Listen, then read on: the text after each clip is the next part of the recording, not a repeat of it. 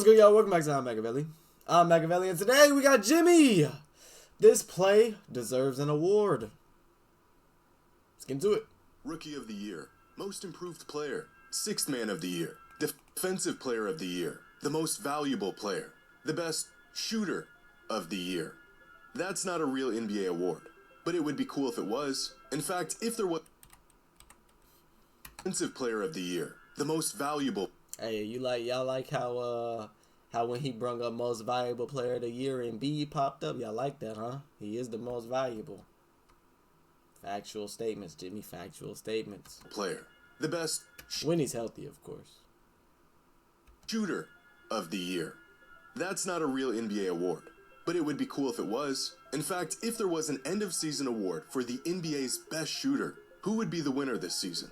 Maybe Duncan Robinson, Luke Kennard, Grayson Allen, Steph Curry?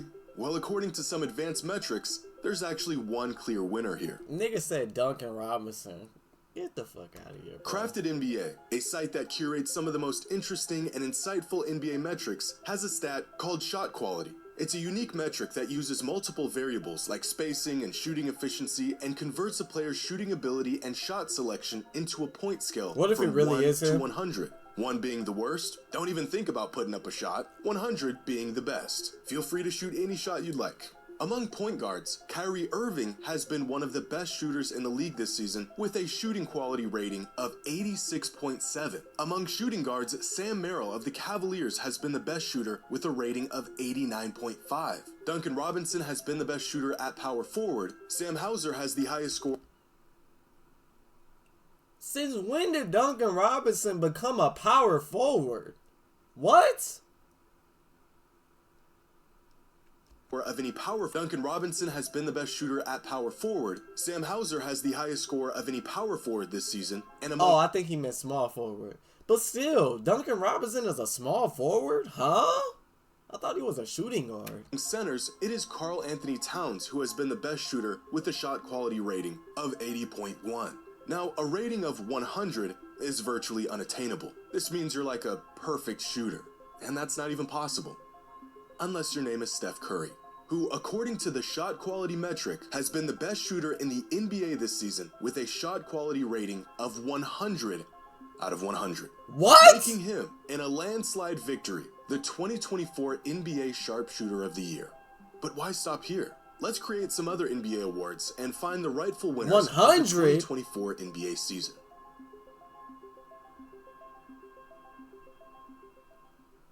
That's wild. Today's video is sponsored and 24. I good that it should have gotten some award or singular moment from this NBA season. It was so good that it should have gotten some award or something. So let's give it one. The 2024 I Can't Believe That Just Happened Play of the Year award goes to Anthony Edwards for his dunk over John Collins. Bro, that nigga be but we've flying, got a lot bro. of other awards to hand out here today. So let's bring them out and see our nominees. Our next award is the Kobe Bryant Get It Out the Net Award for the player who is least likely to pass the ball once he gets it in his hands. And our nominees this season are, of course, Michael The Possession Ends Here Porter Jr., Cam Thomas, Bojan Bogdanovic, Jeremy Grant, Klay Thompson, and Cam Whitmore. Now, the eye test alone will tell you more often than not when these guys touch the ball, their teammates have essentially two options. Bro, it's got to be Michael Porter Jr., bro. Every time he touched the ball, he shoot that bitch. Every single time, bro.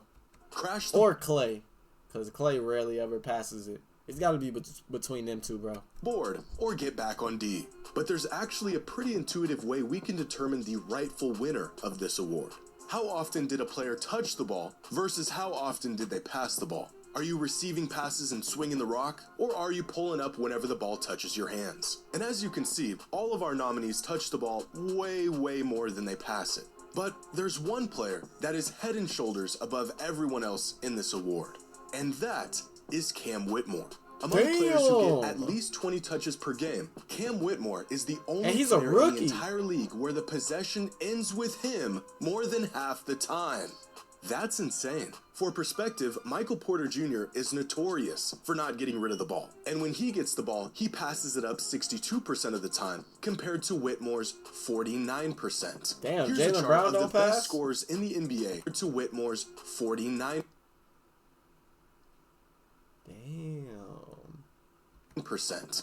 Here's a chart of the best scorers in the NBA and their points per touch. Some players like Jokic and LaMelo aren't going to have a crazy number here because they're playmakers. They feed their teammates more than they feed themselves. But for the most part, stars around the league are floating between 0.3 and 0.4 points per touch. And then here's some of our nominees for this award. MPJ is just over 0.4 points per touch, along with Cam Thomas and Jeremy Grant. Clay and Bojan are near 0.45 points per touch.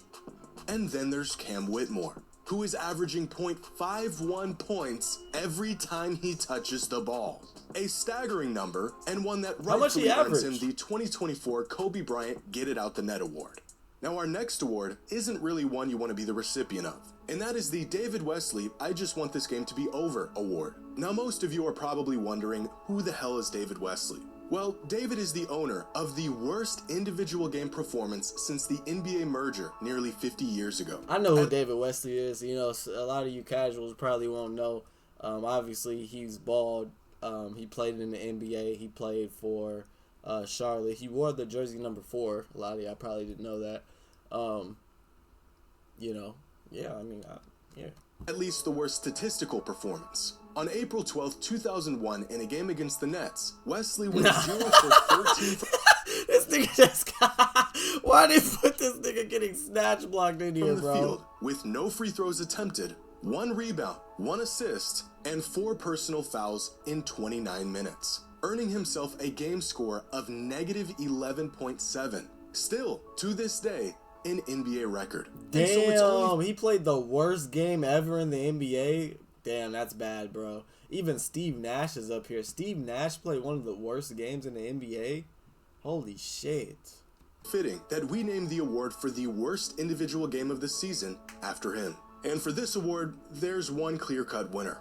On December 8th of this season, in a game against the Cavs, Duncan Robinson went 0 for 7 from the field, 0 for 6 from 3, logged 0 rebounds, just 1 assist, with 6 turnovers, 4 personal fouls, and 1 singular point from a free throw.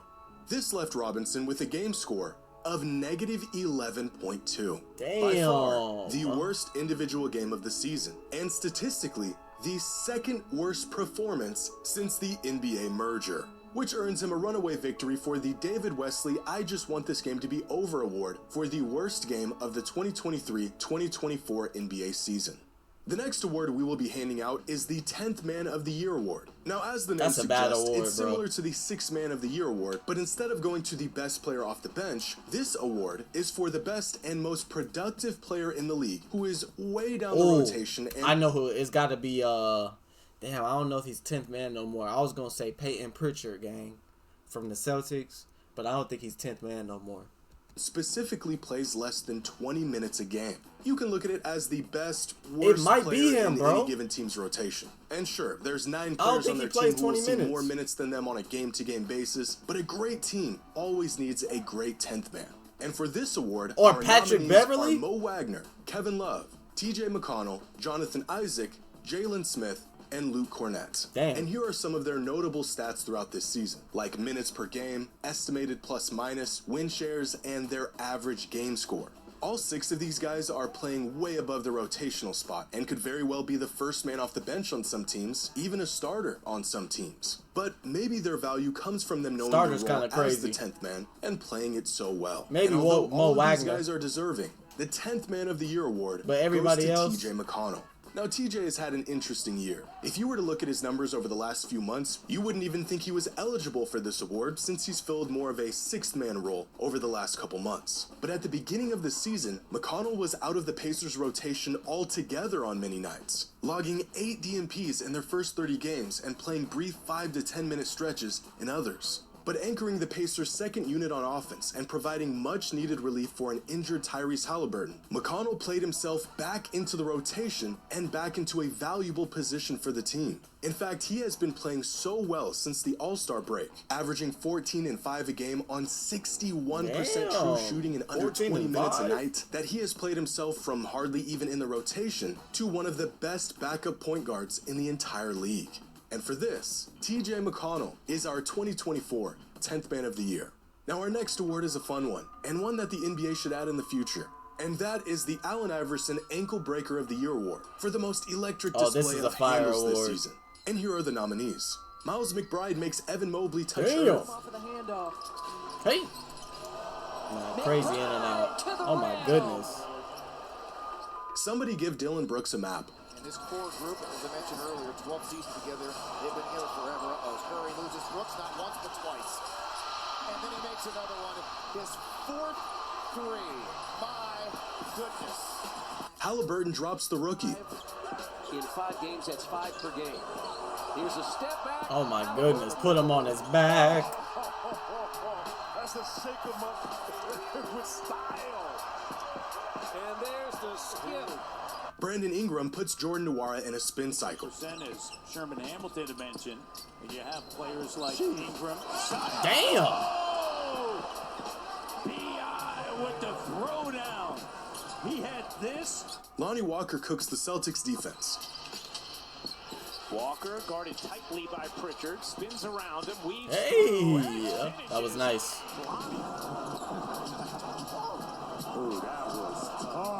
Now all of these plays were disgusting. It's hard to choose just one. But the 2024 Allen Iverson Ankle Breaker of the Year award goes to Steph Curry for leaving Dylan Brooks lost not once, not twice, but 3 times in the same play.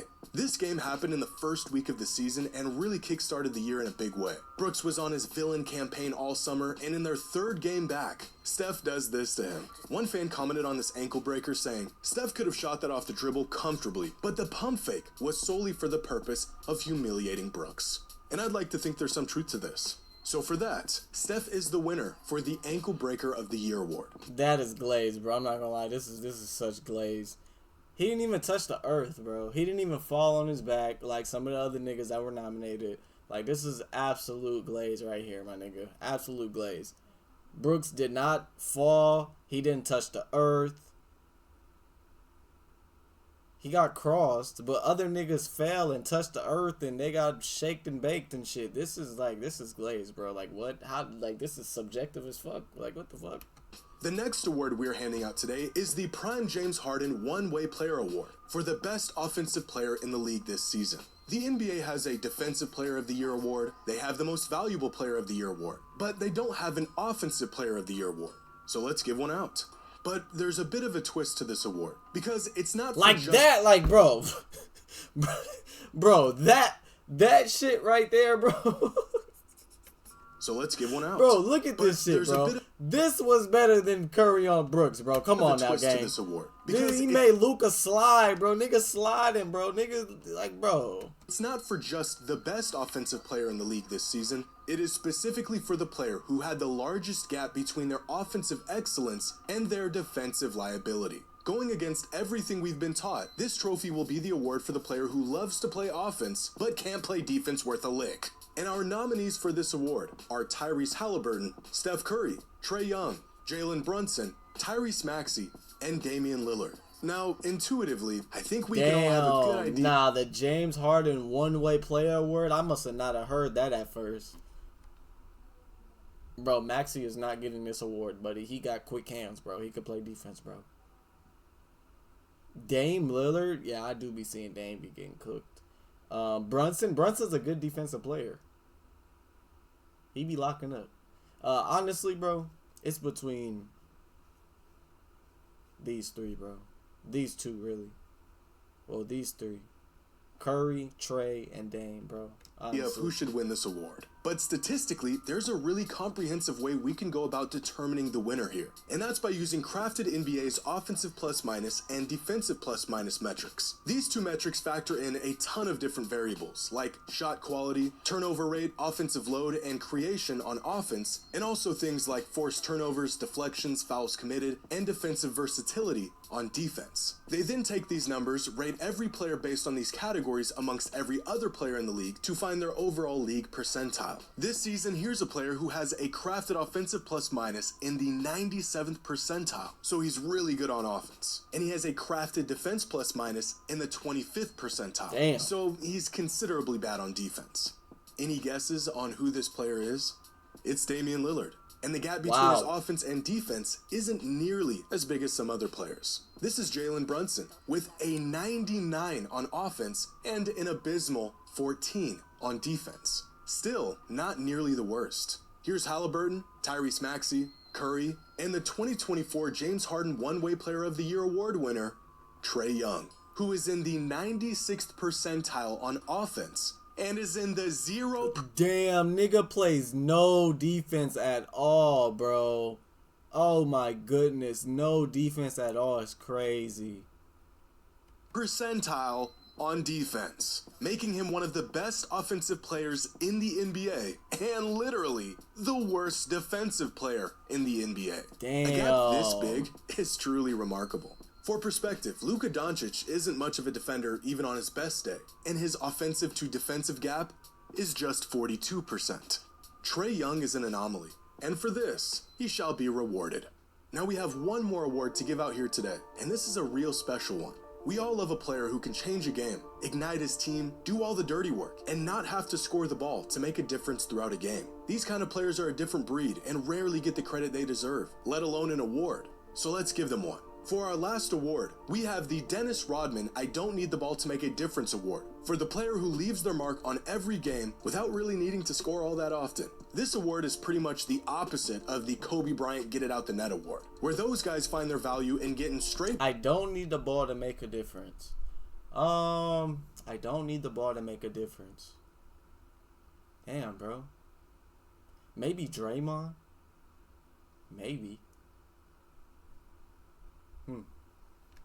Buckets, these players find their value in everything else. And our nominees are Jonathan Isaac, Yusuf Nurkic, Isaiah Hardenstein, Draymond Green, Alex Caruso, and Herb Jones. And here are some numbers that will help us determine the winner of this award. Usage percentage, their estimated plus minus, their crafted defense plus minus, and their estimated wins. And according to these metrics and its impact on the court, our winner of the Dennis Rodman I Don't Need the Ball to Make a Difference award is Isaiah Hardenstein. Despite scoring just 7.8 points per game on 11.7% usage this season, Hardenstein has an estimated plus minus of plus 4.7, which ranks 14th in the entire league this season. His defense is also in the 99th percentile, putting him in company with some of the most effective defensive players in the league. And his near 8 points a game are coming off of exclusively cuts and rolling to the basket. So even when he scores, he's still filling his role as an absolute workhorse. An underrated passer, plays really well off the ball on both offense and defense, high energy, high motor. The dude is never afraid to go up and contest against anyone coming down the lane. And he has been the anchor to one of the better defensive units in the league this season. And for that, Isaiah is our 2024 Dennis Rodman had a good game I against Don't Need Philly the Ball to Make a Difference when they won award winner. game one. And there you have it, 8 new NBA awards I just made up, and the 8 well-deserved winners. Let me know what you think. If you could add an award to the end of the season, what would it be? And who do you think would be? Get It Out the Net award. Bro, you don't know who Cam Whitmore is? Get It Out the Net award, really? You're a casual. You don't know who Cam Whitmore is? No. Yeah, you're a casual, bro. Who is Isaiah Hartenstein? Bro, you are a fucking casual. Nigga, you don't even know who that is. Yes, I do. Duncan Robinson. You don't know who Duncan Robinson is? No. Bro, you're a fucking casual. You watch no league, bro. How? You don't know who the only nigga you know on here is Curry and Edwards. That's it. No, and Trae Young. Who? McCoy. Who? McCoy Cano. You don't even say his name, right? You don't even know him. Yes, I do. How you say his name? TJ. What's his last name? McConnell. Okay. You said it wrong the first 3 times. You need to get your knowledge up, gang. That's I only crazy. said it wrong because I have an expander. You don't... What? I only said it wrong because I have an expander. What's your excuse for Whitmore and Hartenstein? How you don't know them? I don't watch... Yeah, you don't watch basketball. Houston Just go ahead and say it. You don't watch basketball. Wait, ain't H-Town the Houston Rockets? Yeah, you don't even know what H-Town is, gang. Nigga, I don't know the jerseys. Be the recipient. Let me know your thoughts in the comments below. And as always, until next time. What's wrong with these kids, bro? You acting like red light. Hey, man. W video, Jamie. If y'all enjoyed the video, make sure you like, comment, share, subscribe. You new. Send me more videos to react to on Instagram in the comment section below. Roll the thing, hey.